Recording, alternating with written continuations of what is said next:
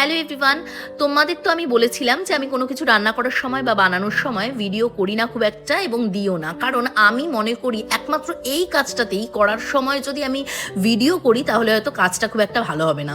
ওই কারণে আমি ভিডিও করি না। তবে কালকে এই পিৎজা বানানোর সময় শুভ্র বললো একটুখানি ভিডিও করে নিতে, তাই এইটুকু ভিডিও ওই করে দিয়েছিল। আসলে কালকে বহুদিন পর পিৎজা বানাতে নিয়েছিলাম বাচ্চাদের এবং আমাদের জন্য।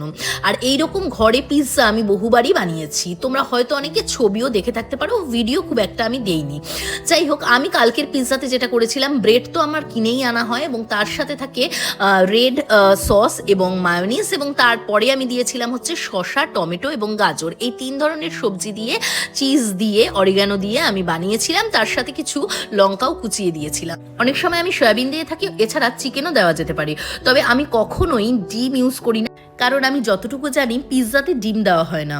আর কালকের পিৎজাটা কিন্তু হেভি হয়েছিল খেতে।